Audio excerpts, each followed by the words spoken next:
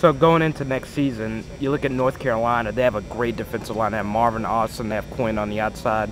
So have y'all looked ahead to the personnel you're going to have to play against North Carolina, or are y'all just going against who you are in practice, getting y'all's feet wet right now? Well, we're definitely, I've looked at some film or whatever. We haven't done any type of game plan or whatever. We're still in camp and we're working hard. Just as an offensive line, trying to create that, sense of, togetherness and being able to work together, because a lot of our blocks are going to be double teams. A lot of our blocks we have to work together on. So it's not a whole bunch of one-on-one things. The offensive line, you got to work as a unit. But looking at, UNC's defensive line, they're a great defensive line. They do a lot of things. They have, tremendous motor. They're going to run around. So it's something that, they're going to definitely challenge us, and it's something that we have to be up for and ready for. First the game, you don't have any time to, prepare, see games from this season. They returned a lot of guys from last year, so we're able to look at that kind of stuff. But for the most part, some of the things, they could change a lot of things up, and we might not know about it. So it's going to be some game time decisions that we're going to have to change up during the game. But for the most part, as offensive line or whatever, we're going to be ready and prepared to do what we can and control the game. How's the communication between you and Joseph Barksdale doing, him moving to the left side? Definitely. Joe moving from the right side to the left side. When the guy's on the right side, he's still an offensive lineman. He's still in our unit, in our group, and we're all great friends and that kind of stuff. But whenever he's playing next to you, there's different type of chemistry. You have to get to know the guy, on the field, different things that he does, as far as for, the way he blocks, what his strengths are and what his weaknesses are. And same thing for him. He has to know what my strengths and weaknesses are, and we have to be able to pick up each other's slack, because, if one guy messes up, another guy has to be there to be able to take that, pick up the slack for him. And as far as for, Joe goes, he's made the switch, and he's doing well.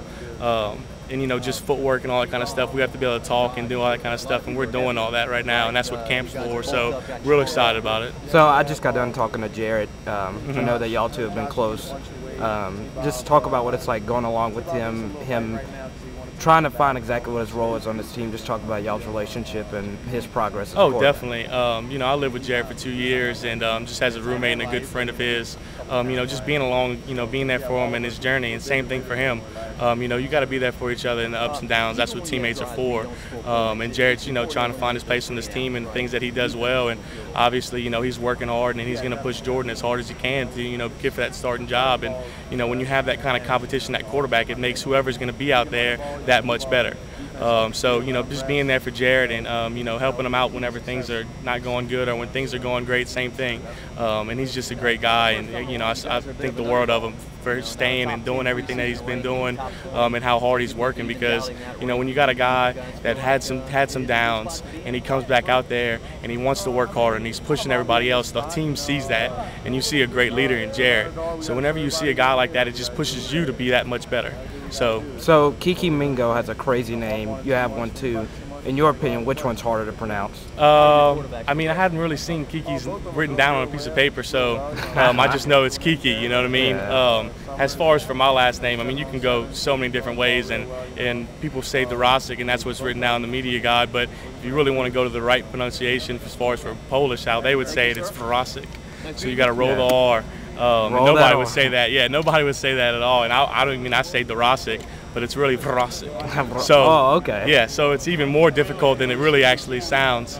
And then just, if I was to say Dworaczyk and someone would have to write down and spell it, it would probably be pretty difficult for him. So I'm originally from Arkansas, and I got 7 sacks my senior year. I believe I can go past you in one-on-one situation. What do you think about that? I think that, it's something that I would be up for the challenge at all times, Anybody that, gets 7 sacks and, plays tough-nosed football, I'll respect them as a player. But, at the same time, you got to be ready for the challenge. So I'll be up for it. So you're going to be sure. looking to knock my head off? Oh, yeah, definitely. I would be, I'd be sitting down. So you don't like me? I'd be using the same exact techniques and, just trying to, do whatever I could to be dominant, because when you're out there and as a player, and if you're in a situation when it's a one-on-one block, if you think that if you go into the situation thinking that you're the lesser of the two, then you're already defeated yourself. Yeah. So you have to have that mentality, and especially as an offensive lineman, you have to have that nastiness, and you have to go about it with, that attitude. Otherwise, you already lost.